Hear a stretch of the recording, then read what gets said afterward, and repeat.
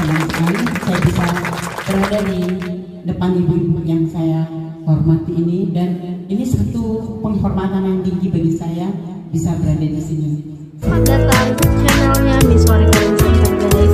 Jangan lupa tekan tombol like, comment, and subscribe, guys. Menjadi pribadi yang menyenangkan, tidak menyakitkan orang lain. Kita harus sikap responsif, pastinya itu ya. Kita menyapa orang dulu, kita memberi reaksi ke orang dulu, baru kita memberi aksi, baru kita mendapat reaksi. Kayak gitu ya. Dan malas saya enak dia, sombong bener itu kamu nunggu saya. Ya gimana? Dia menegur kita. Kalau kita sendiri tidak ada aksi, paling tidak kita senyum. Ya 227. Ya. Dua kiri, dua kanan diangkat senyum. Detik. Ya. Misalnya kita ketemu dengan seseorang. Gitu. Satu, kita kenal dia ya. 1, 2, 3, 4, 5, 6, 7, 8.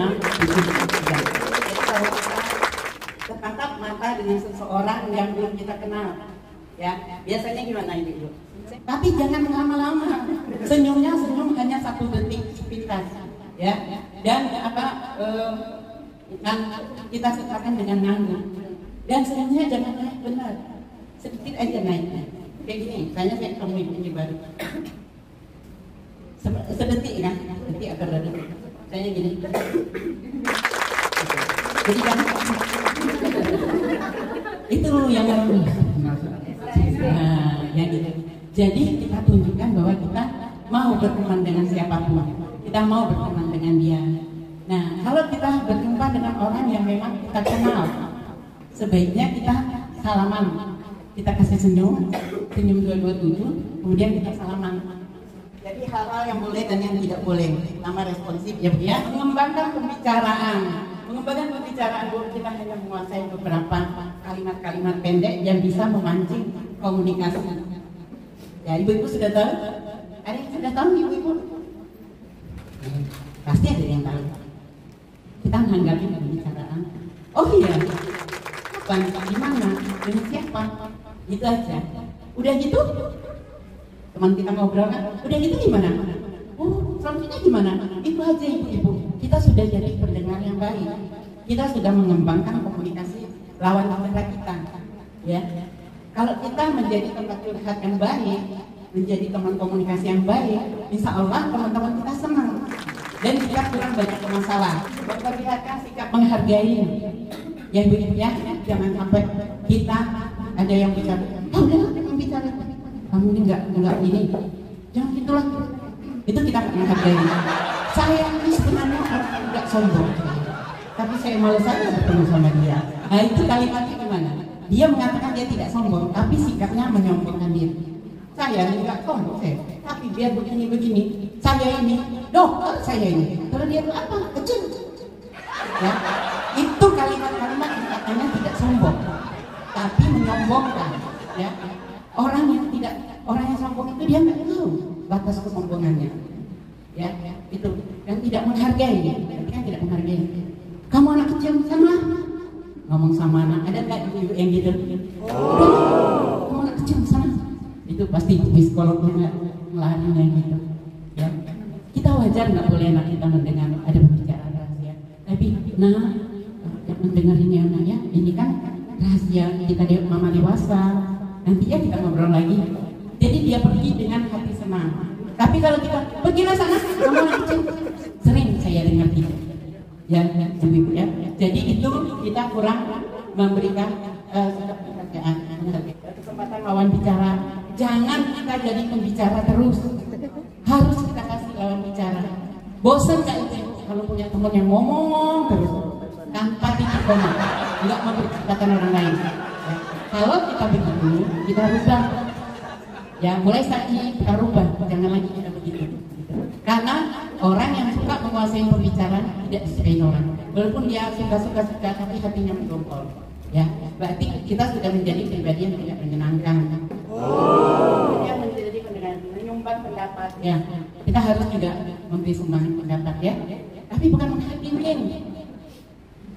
Saya bilang apa kamu? Dari dulu saya bilang kamu jangan begini, kamu jangan begini.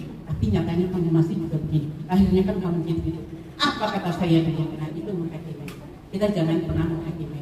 Ya. Kecuali kalau orang itu memang minta pendapat kita. Tapi kadang-kadang orang-orang kita kasih pendapat, gini, dia malah bantah, dia malah marah. Ya, daripada kita berlawanan ini, kita jadi pendengar aja dan menanggapi aja. Bersikap toleransi, ya seperti kata Korea tadi ya, kita harus memahami teman-teman kita. Ya. Kita harus menyambang toleransi. Tapi jangan terlalu toleransinya kurang, pakai ambang. Nanti kita diinjak-injak. Bagaimana kita punya harga diri sendiri, kita harus punya kekuatan sendiri.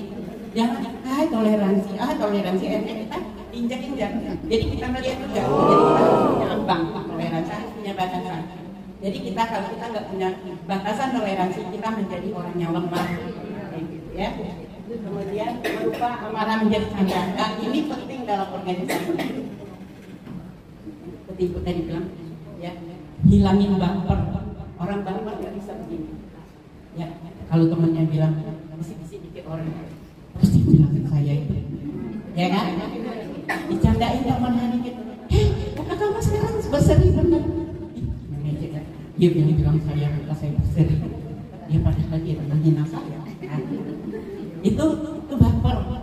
Jadi kalau orang bilang, mukanya berseri benar, alhamdulillah. Itu terima kasih, gitu, ya. Dan kita, makanya kita tuh kadang-kadang ya jangan berteman suka yang bilang, genit benar. Saya suka bilang yang orang gitu. Saya memang genit, saya mau bilang apa? Ya? Saya bilang, aduh, itulah kelebihan saya. Saya bisa begini ini karena saya genit. Kalau saya dulu orang lempeng, mungkin saya nggak begini. Gitu. Ya. Jadi kita anggapin dengan slow aja. Gitu. Kata orangnya genit benar Bu. Kamu tahu nggak Bu? Kata ibu saya, orang lahir pada nangis, saya lahir apa joget? Jadi kan nggak panjang. Coba kalau kita panjang, oh udah. Apalagi kita suami istri, ya nggak? Suatu saat suami kita menurut kita, anjing kamu. Nah, siapa yang mau istri bilang itu? Oh, bilang saya. Tapi caranya gimana? Pak, alhamdulillah ya Pak ya. Ada ya. Siapa? Suaminya insinyur. Ada ya. Seorang insinyur mau kawin sama anjing. Bodoh dia nanti pada anjing itu. Itu kan jadi dia menjadi marah. Ya ketawa. Soalnya sembunyi-sembunyi Pak. Kalau mau ketawa-tawa aja gitu. Jadi kita jadi ribut. Ya. Coba kalau kita panjangnya itu bisa pulang panjang. Ya kan? Merekomendasikan. Nah, merekomendasikan ini Bu, tidak semua orang bisa. Orang yang masih punya hati iri dan sirik, ini tidak bisa dia lakukan. Ya, misalnya ini butuh siapa lah ya yang kira-kira bisa internet? Padahal tahu saya ini bisa. Nggak mau saya kasih tahu. Biar nanti kalau saya kasih tahu, akhirnya dia dekat sama ibu. Akhirnya dia jelek-jelekan saya. Itu orang yang hatinya jelek. Tapi kalau orang yang bisa merekomendasikan, dia justru asik loh. Punya teman yang bisa merekomendasikan orang lain. Kita mau dekat sama ibu, suatu saat kita mau menghadap ibu. Oh teman kita dekat, bisa nggak? Saya mau menghadap ibu. Dia bisa. Ya. Kita kemana-mana, banyak orang yang kita rekomendasikan. Ya, lebih asik. Semuanya jadi lancar. Ya, itu. Kemudian menghargai kecerdasan orang lain. Ini sering dalam organisasi, dalam apa ya? Dia temennya yang punya ide, gitu kan? Wah nanti dia berkata, iya Bu, ini gini. Padahal ide temennya, dia taplok ide temannya. Ya, itu sering lihat proposal orang. Ini proposal ini. Ya, nanti akhirnya dia ambil jadikan proposalnya. Itulah kecerdasannya orang lain.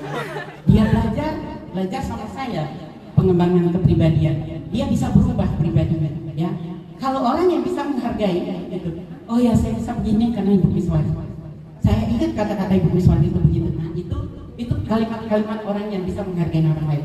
Tapi kalau yang nggak bisa, saya, kamu belajar sama Ibu Miswari? Enggak. Itu orang yang tidak menghargai kecerdasan ya, kalau ibu masa ini, insya Allah ibu menjadi pribadi yang menyenangkan, gitu. Ya ibu ya. Dan saya sendiri ibu, ya, saya ini sebagai YouTuber dan TikToker ibu ya. Terima kasih sudah menonton video saya ini.